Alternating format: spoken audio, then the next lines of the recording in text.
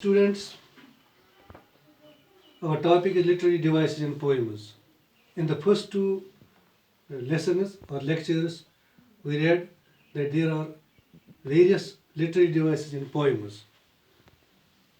So far, we have read 12 devices, which are alliteration, allusion, anaphora, assonance, consonance, enjambment, hyperbole, inversion, onomatopoeia, synecdoche, refrain, and repetition.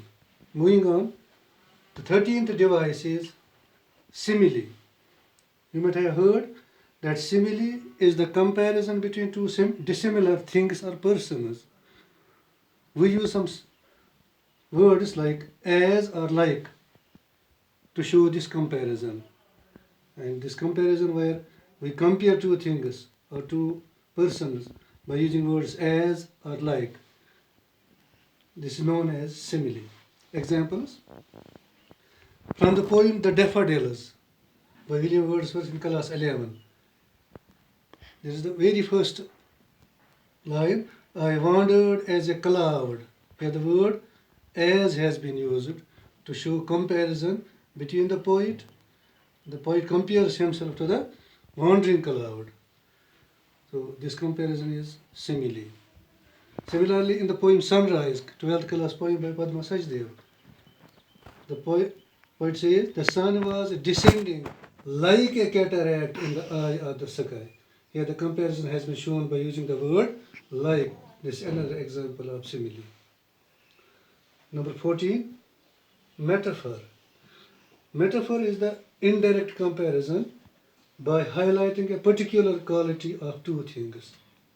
Here, indirect comparison is made between two things, but the comparison is in a particular, with respect to a particular quality.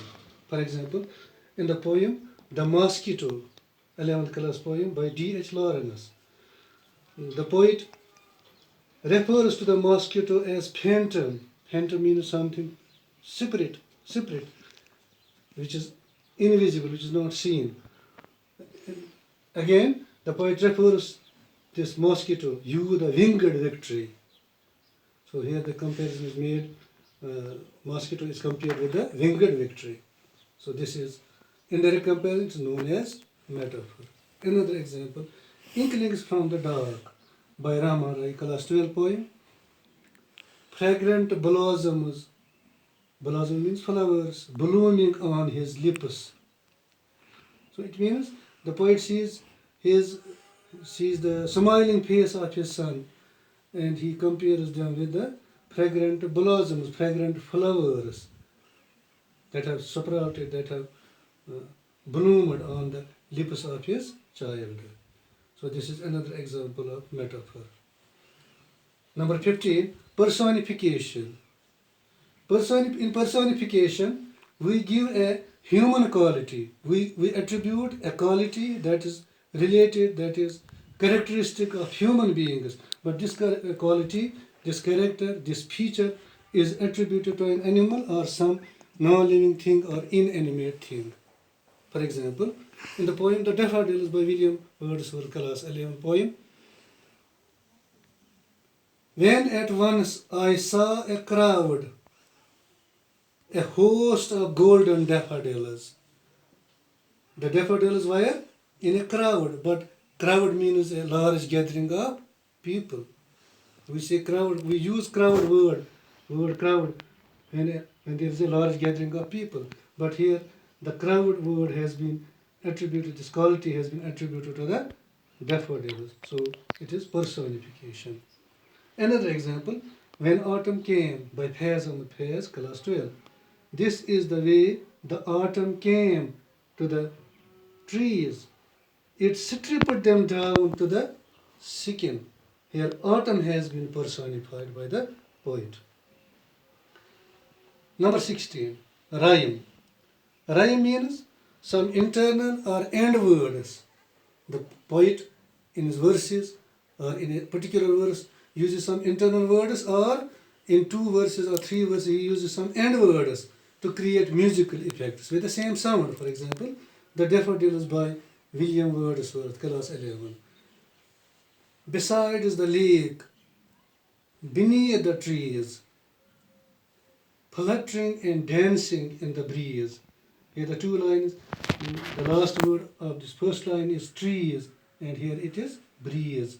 They have the same sound. See, this creates a musical effect, and these are known as rhyming words. Number 17. Transferred epithet or hyperlage. In transferred epithet or hyperlage, an adjective or adverb used with a noun. We use an adjective or adverb with a noun, but it refers to another noun. The adjective or this adverb is with some noun, but actually its place has been transferred. It belongs to some other noun. For example, he had a sleepless night. He had a sleepless night. Night itself is not sleepless, but sleepless was it for the person, So this adjective refers to the person, but it has been connected with the night, This is called transferred epithet, or this is also known as hyperlage. Another example from the poem The Daffodils by William Wordsworth, class 11. A poet cannot be but gay in such a jocund company. Here, the company has been referred to as jocund company. The company is company of the flowers, company of daffodils, but it has been called jocund. Jocund means happy company. Actually, the poet is happy, and his happiness is shown with the company of the daffodils. So this adjective relates to the poet, but it has been connected. It has been related to the company. So this is another example of transferred epithet or hyperlage. 18. Double talk. In double talk, double talk is the use of language that has more than one meaning. Sometimes a language has more than one meaning, and it is intended. This double talk is intended, it is used by the poet to hide the truth. For example, in the poem Once Upon a Time by Gabriel O'Cara, class 12 poem, the poet says, I have also learned to say goodbye when I mean good riddance. The poet says to his guest goodbye, but actually he does not say goodbye.